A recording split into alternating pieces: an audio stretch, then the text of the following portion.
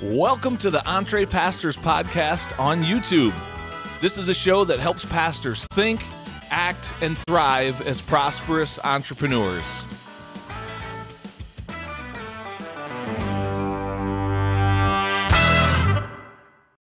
Well, hey, what's going on, everybody? Welcome to the Entre Pastors podcast on YouTube.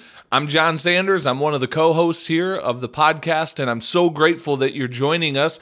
If you're new to our community, this is a place where we celebrate pastors that are not only doing well in ministry, traditional church ministry, but also who are thriving out in the marketplace, doing something entrepreneurial where they're building a business of their own or developing one or more streams of income through things that God has gifted them with, skilled them with, given them an interest or a passion in.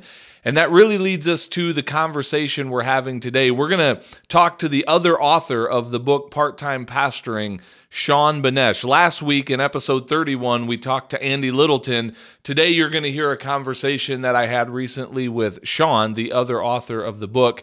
And again, in my opinion, he really epitomizes what it is to be an entre pastor. He's got multiple interests and hobbies, and rather than apologizing for those, he has embraced those rather than like rejecting those things and saying, man, I just have to do this one thing. He has leveraged those skills and interests and passions that God has given him, not only for the sake of the gospel, but also to develop multiple streams of revenue for him and his family. And I love that model, love the book, and I'm excited to share this conversation that we had recently with Sean Benesh on this week's episode. Guys, check this out. Well, Sean, it is my pleasure to welcome you to the Entre Pastors podcast, my friend. Good to have you. Thank you. It's good to be here. Yeah. Well, hey, let's get started real quick by just a general introduction and overview to your life. Tell me a little bit about your journey into pastoral ministry, but you're really doing some unique things, so that we'll unpack kind of the marketplace side of it as well. Yeah. But just a little bit of an introduction to your life, if you don't mind.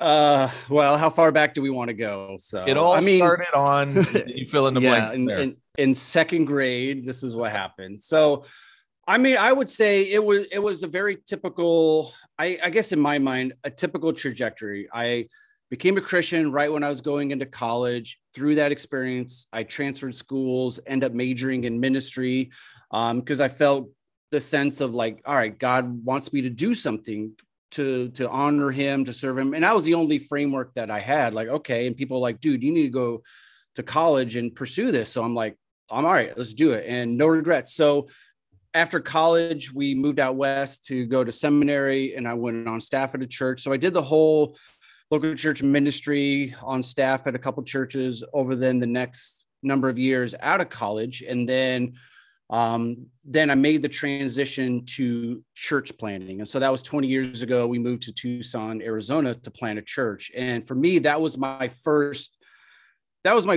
exposure experience really going into, I guess, for lack of better terms, the marketplace. Because before I was like a full-time youth pastor. I was on staff at a church. That was my world. That was my bubble that I lived in. And my go-to line is, I was such a good fundraiser that I had to get a part-time job. And so at that point, I had an undergrad in biblical studies and pastoral ministries. I was working on a master's in church planting, church growth. And I was like, I have no idea what I can do. What am I skilled at?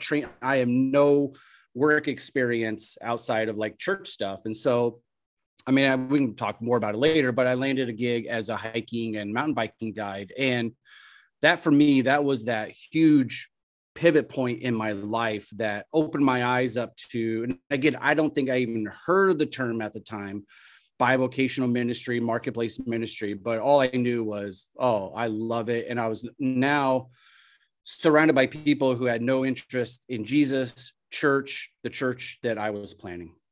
Yeah.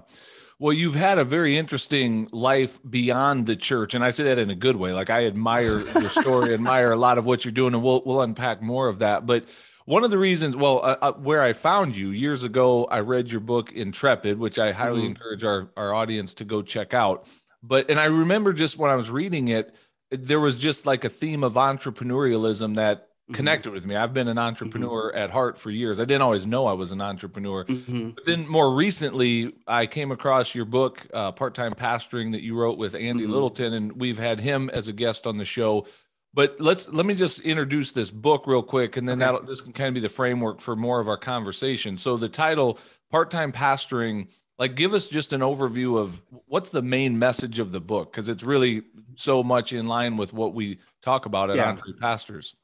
Yeah. And even the title is a bit kind of sneaky, because for some, it's kind of like that poke in the rib. Like, because some of the pushback we got is like, what do you mean there is no such thing as part-time? We do this full time. And so that was kind of intentional, not like to poke the bear, but so really the whole point of the book is kind of to broaden our thinking. Like, how do we think about, again, these topics of local church ministry, entrepreneurialism, and even marketplace ministry, because some kind of live that out through their own startups, and others find the best course of action is really through getting a job outside of the church. And it's just kind of more kind of framing it holistically rather than trying to compartmentalize all these facets of our lives. Yeah. Well, one of the things that you have said in the book, essentially, that I picked up on is you wouldn't go back. Like if you had the option to go back to, quote, full-time pastoring, where you have one stream of income from being professionally employed with a church, you would not, based on how rich your life is now, not just financially, but like just the opportunities and where the ministry that's happening.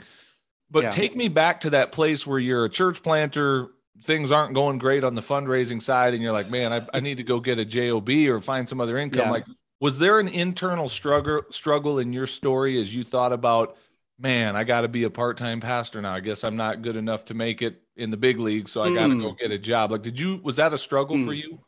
I mean, I would say initially it was, because you know, when I became a Christian, and I was like 18, 19 years old, and it was like, oh, wow, look at all that God has done in my life. Like, and I was like, because I started off college, like I was an art major, and it was like out of gratitude, like, Lord, whatever you want, I'll do. And people heard that in my church and like, I think God's calling you to ministry. I'm like, okay, I don't know. Sure. And I'm like, I'm all in. Let's do it. Let's burn the bridges and go. And so I kind of went in full throttle, not thinking through all the nuances of like calling and vocation.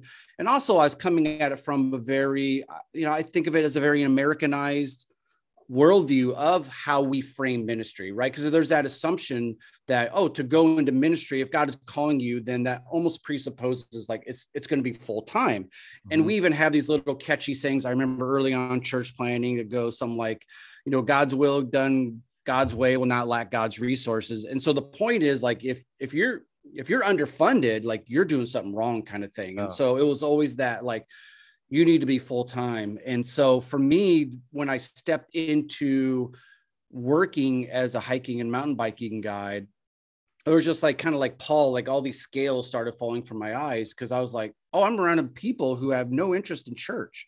And even in church planning, kind of the reality is most of your life you're around Christians, right? You're trying to build a core group of believers and then launch and all that stuff. And now like kind of on parallel tracks, like I felt like there's church planning me that I was basically like a pastor chaplain trying to start a worship service. And then there was like bivocational me that I was like, I'm like a tent making missionary. This is great. I'm around people that, again, no interest in God or church or anything like that. And that was like, oh, this is actually where real ministry is happening, the real deep, heartfelt conversations and people wrestling with God. And so that was one of the things that fell, kind of the scales that fell from my eyes. And I would say then the second point would be when we re-engaged to go into church planning a second time after we planted, I went on staff with my denomination, you know, worked in church planning for a number of years doing that.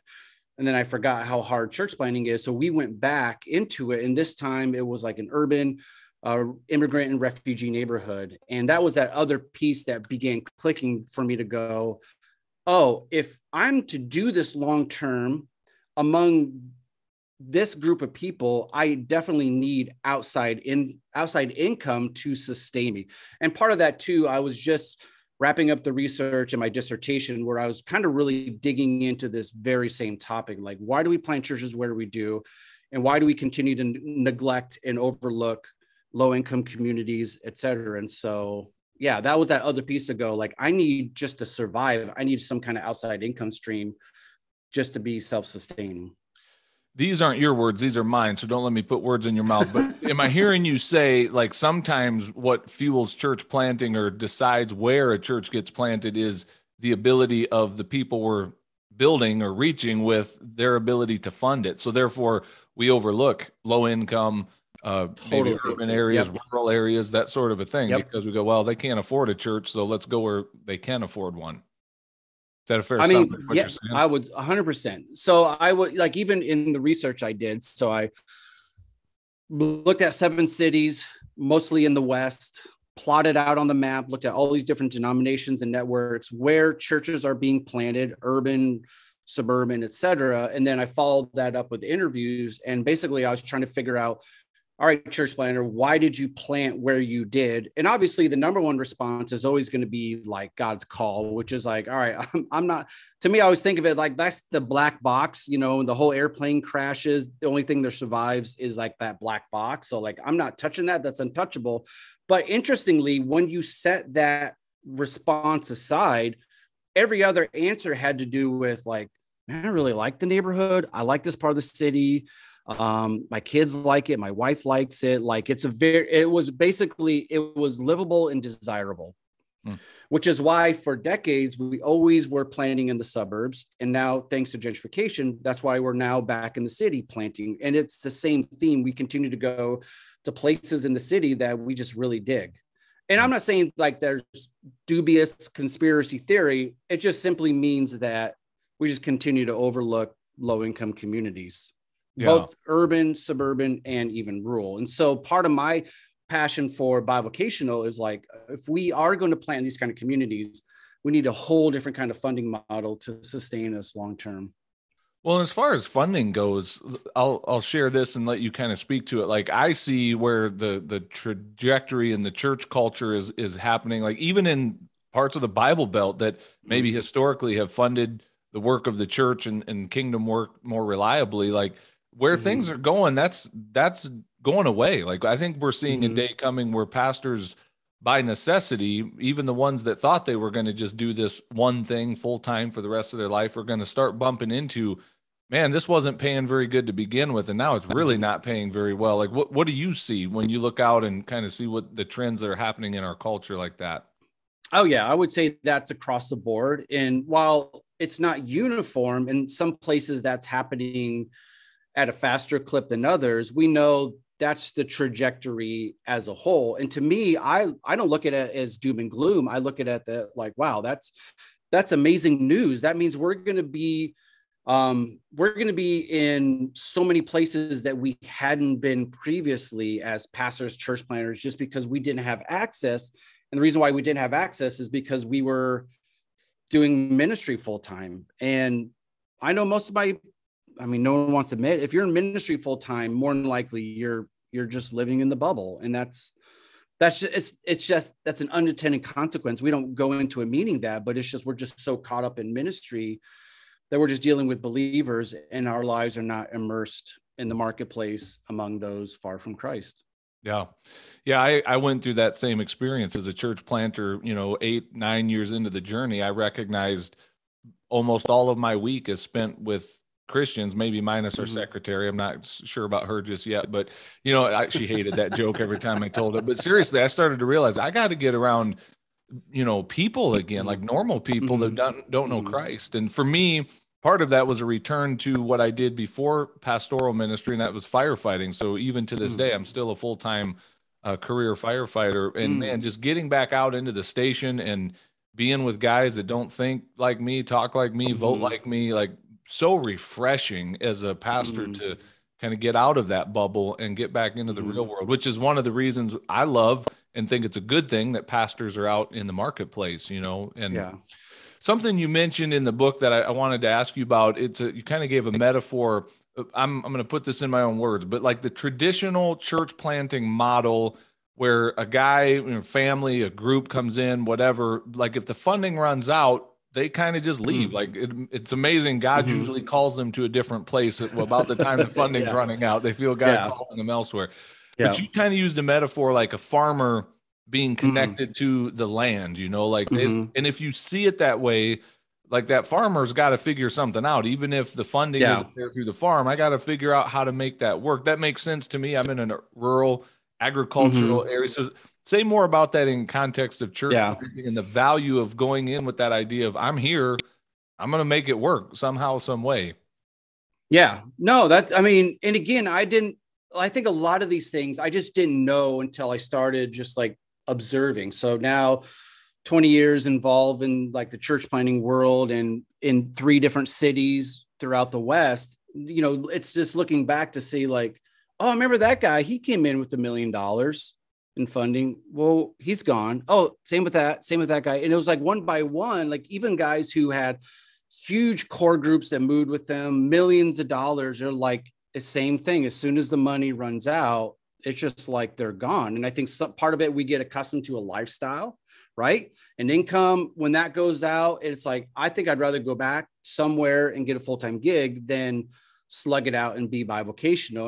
And the analogy that you thought of, or that you brought up, it was just like, yeah, because I'm from rural Iowa. And I think about my wife. She grew up on the farm. That farm's been in her family for generations. And, it's a small farm. It's not a big commercial farm, but over the years and over the generations, the consistency is that farm has been in the family. And while unlike a generation or two ago where a farm could sustain you and all that you need is from it, now like her parents have had to work full time outside of the farm, but it's not like, hey, the farm's not making enough, like we're out of here, we're going to move to wherever. It was like they were rooted to that place, which meant they're going to do whatever it takes to stay there. And I feel like we're missing that in church planting. It's like, to me, that's why I always say like the number one reason why church planters leave is, I think sometimes we couch things in spiritual terms, but I just go as simple as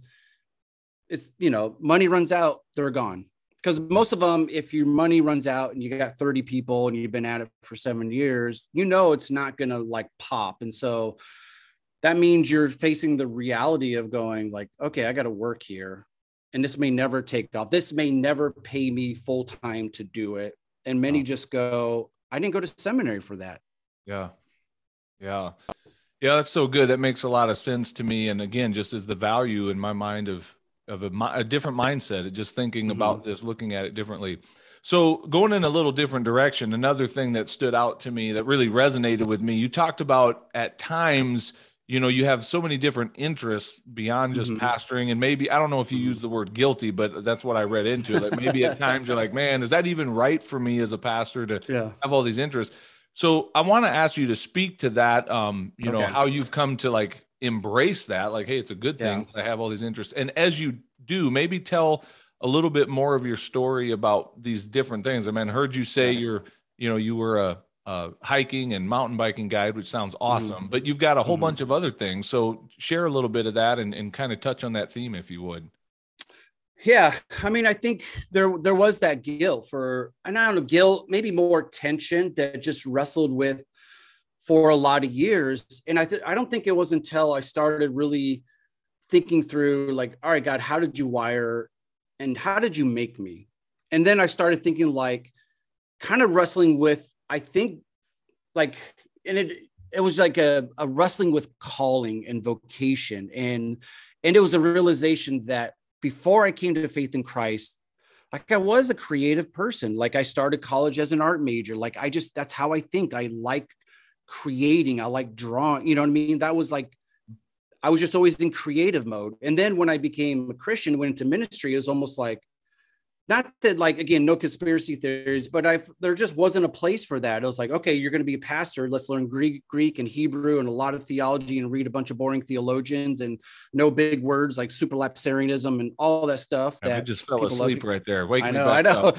So, but it was almost like there's that whole part of me that if we argue that God has wired us and gifted us, that I had just put aside. And it wasn't until I started church planting, it just began bubbling up. And church planting in and of itself is a very creative thing. And that was that early part wrestling with that tension. Wait, I thought I was called to do ministry and yet I'm working. And then I think for me, once I was able to get over that, then I was like, oh, how do I lean? I'm just going to lean into who God has wired and gifted me and see where that goes. And so like, I don't even self-identify like as an entrepreneur because, you know, that comes with a lot of like baggage, whatever, not bad baggage, but it's like, I like to create, I like to start things. And that was like my first thing when, you know, I was probably 8 years ago, I just kind of on a whim, just created a publishing company. And that was like my first aha moment. And then a few years later, sold that, started a coffee roasting company. And then that was just like, that began catalyzing more and more different ideas to go, oh, this is kind of fun. And I really like this. And it's great. Yeah. So like if you had to put your title on a business card and someone says, hey, Sean, what do you do? Like, how do you answer that question? I don't even, it depends on who I'm talking to. All right. Because I teach full time as a professor. But I'm not like a full-time administrative faculty. So I just go in, I teach, I do photography, I do startup coaching for ministry, helping church planners, pastors, missionaries start social enterprises. I do startup coaching on another business that I started. I do photography, website, social media management. So yeah, that's a lot to put on a business card. There's too much. That resonates. And I'm not saying that's all good, but well, but that resonates with me because for a long time I've had people challenge me like, man, you have so many irons in the fire. How do you get it all done? And, you know, and I've struggled with that. Like, is there something wrong with me? Am I broken and I'm not saying every pastor should have 12 different irons in the fire.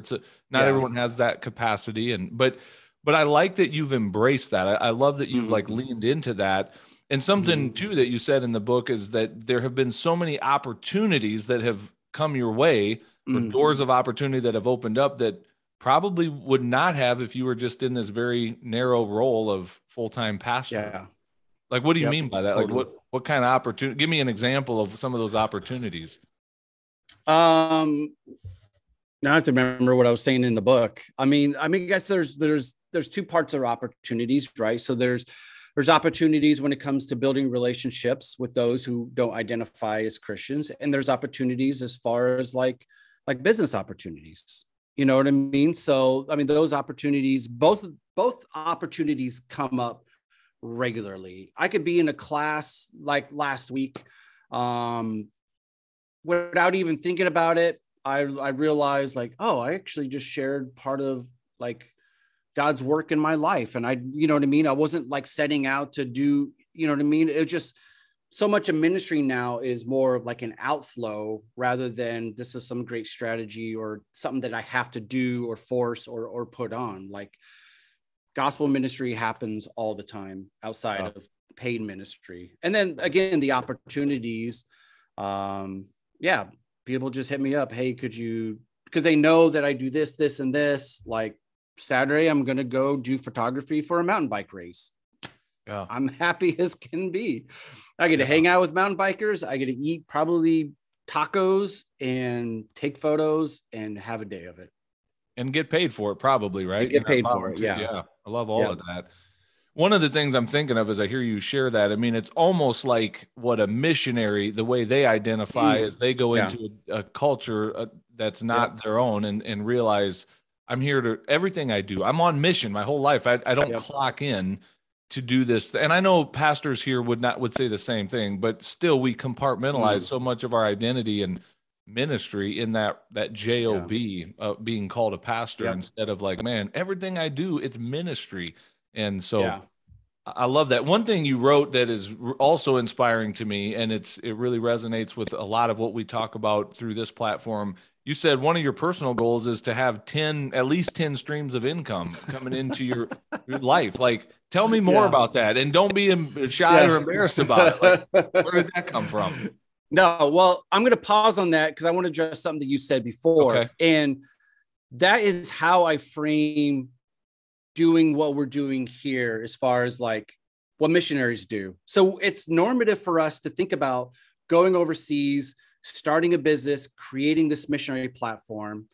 And when we send a missionary overseas to do that, we're like, yeah, That's what a good missionary does. Oh. And so many church planners that I've been coaching here, they get so much grief from their sending organization, their sending churches, because they're like, I had one church planner told me literally, he's like, he almost got his funding cut because his organization said to him, like, if you spend 15 hours a week sermon prepping, like, we get that. But you starting a business, we don't get that. And I think when we think we're going to cut your funding, and I tell him, I'm like, dude, if you were in Dublin, Ireland, and you're doing the same thing, people will be like, you are a great missionary. So I think there's that we bind ourselves to different rules. It's like we have a set of, we say ministry, well, there's a set of rules here, but then it's almost like as soon as we go overseas, those rules change. And all I'm trying to say is like, well, what if we did stuff here like we did over there? It's so good. I used to say that a lot with rural pastors. So many, like myself included, I drove a bus for over 11 years before I got on the fire department. Then I went to more just like part-time filling in where they needed me. But so for more than 11 years, and so many pastors see that and feel like failure, like, oh man, I just don't have the chops to do it full time.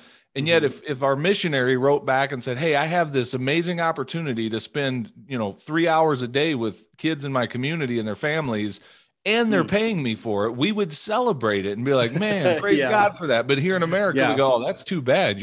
We'll pray for you that you can do it more professionally and succeed better. Yeah. So tell me about the 10 streams of income. I want to hear about it. So what was your question again? Like, well, I want to hear you talk about that, because I want more pastors to say out loud what you wrote in the book. I don't just want one stream of income. I want 10. Yeah. Why not 5? Why not 20? I mean, that was arbitrary, but I was actually talking with a friend today or yesterday, and I was like, I think I do have 7 to 10 right now. And again, not all things are equal, and they're not all are equal, right? So like the photography thing, like I may do an event once in a while, but that's an income stream. I have my adjunct professor gig, which I do full-time during the school year. I'll teach summer classes. So that's the stream. And then I do startup coaching through a ministry, startup coaching through a startup business that I have. I write books, there's income from that. So it's easy and it helps, right? So it's a way. And I guess for me, what I thought is, again, so much of things that happen are oftentimes born out of our own failures and our own pain. And I remember when we had moved to plant a church, and 18 months in, our denomination said, like, you're not moving fast enough. We're cutting your funds. And it was just boom, all of a sudden we're done. And then we had to move kind of stuff. And I just remember at that point thinking like, how do I make sure that doesn't happen again? And in my mind, it was like, I'm not putting all my financial eggs in that one basket. I want to kind of make myself fireproof. Right. So if something happens, I'm like, I'm good. I don't have to go anywhere. So that's one bucket or one stream. And so that was it. And I was like, and that was kind of like when we landed in Portland now 11 years ago, it was like, I'm staying here. Like, we're not moving. Like, and I'll do whatever it takes to make sure, kind of like that farmer thing. Like, I'm staying, period. Because we feel like this is what God has for us. Yeah. Well, one of the reasons I wanted to celebrate that and kind of call that out, can you imagine, maybe you've been removed, maybe this is so normal now in your life because you just think this way, which is awesome. But you came from rural Iowa. I'm in rural South Dakota, so not too far from where you grew up probably. Can you imagine the average pastor in the rural Midwest, or really anywhere, but small church pastor? Can you imagine them going into their church and saying, hey, I got a prayer request. I'm really believing and asking God for 10 streams of revenue into my life this year. Like, how do you think that goes over if most pastors say that out loud, especially to the church that they're leading? I think back to the church that I became a Christian at. It was a church of 30 people in a town of 70. And they've never had, and you can't afford a full-time pastor. You know what I mean? So most people they've had over the 100+ years of the church were bivocational already. So I think I think about the farmer, like, you're going to like a farmer has so many income streams. Like they're selling crops, they're selling cattle, they're selling eggs. My family, they're trappers, so they sell like, hides. You know what I mean? So even a farmer has all these income streams. So I think a lot of people, when you hear that, especially in an agrarian society, it's almost like, oh yeah, I do too, right? I got this, I got that. Sometimes people hire me to help with harvest or whatever, which will be an income stream. So Yeah. maybe it wouldn't be that far off. I don't, maybe depending on the church. Well, you got me when you made it bivocational, like that. With that, sure, I agree. But where I'm going is more that church that's just enough to pay their pastor a full-time salary, and you belong to us. You don't, because that's what I deal with in a lot of the coaching that I do with pastors is pastors that are barely getting paid a livable salary, and then being told, "Hey, we don't want you doing anything else outside of this," And I'm like, to imagine a pastor going in and saying, "Hey, I'm believing God for 10 streams of income." I personally, I celebrate. I want more of that. I want, for all of the reasons you mentioned and more, I want pastors to be able to experience that. Yeah. And that's where I want to congratulate you and celebrate the fact that you put it in writing, put it out there. I want to hold you up as an example. So thrilled for that, man. So, well, and one last thing before that, I am encouraged because I have a number of friends who are at a church that size, but they've talked to their congregation to go, how about you pay me less?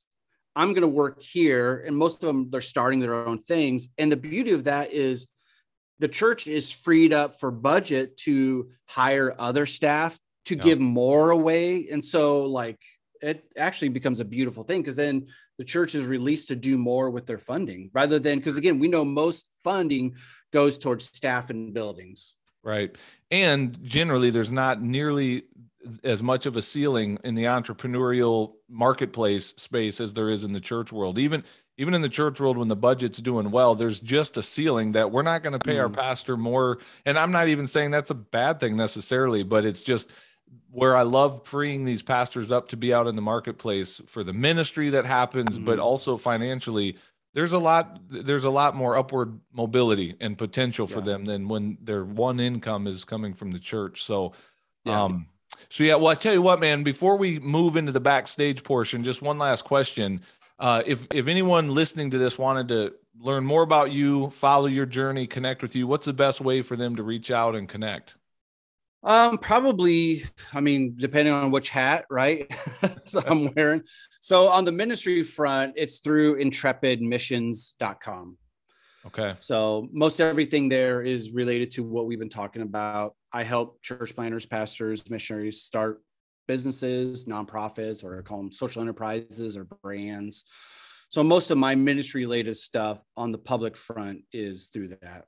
Okay, cool. Well, we'll put that in the show notes. Maybe I lied. One more quick question before we go into the backstage. So this will just be a softball one you can knock out of the park wherever you want. But in our community, our tribe, we've got some pastors on one end of the spectrum that are serial entrepreneurs. They've been doing it for a long time, largely flying under the radar because we don't really celebrate those stories too loudly in the church world. But they're thriving in ministry, in church, in marketplace.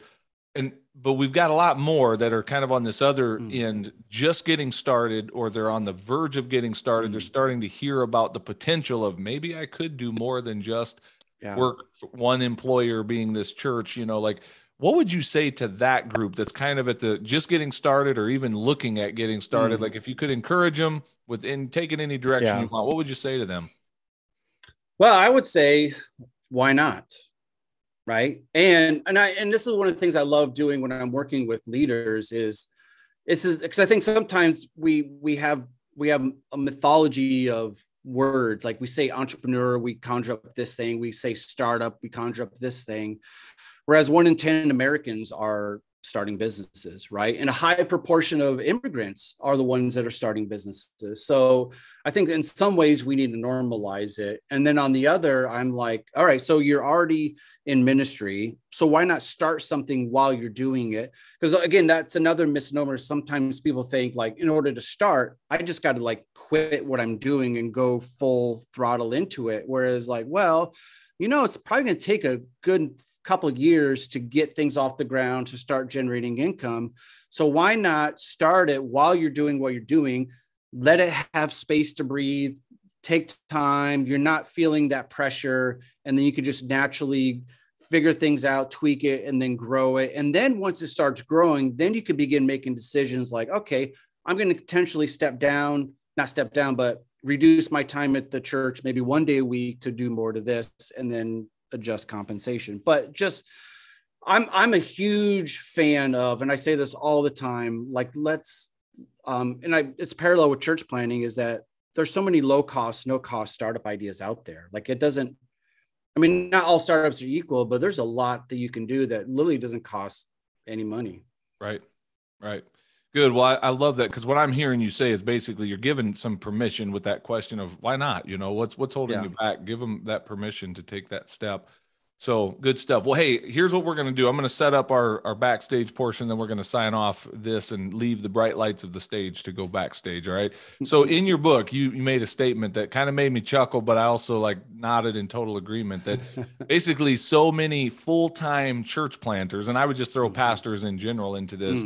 You say, you didn't use the word waste, but they spend a bulk of their time, a good chunk of their time doing stupid things. Now we're just going to let that tension build for a minute and let people start to get defensive. But I'll frame it with this. It's a time management question, because a lot of times one of the objections we hear from already overwhelmed, busy pastors is, man, how could I go do something in the marketplace? I can't hardly keep up here being a pastor and a husband, father, whatever.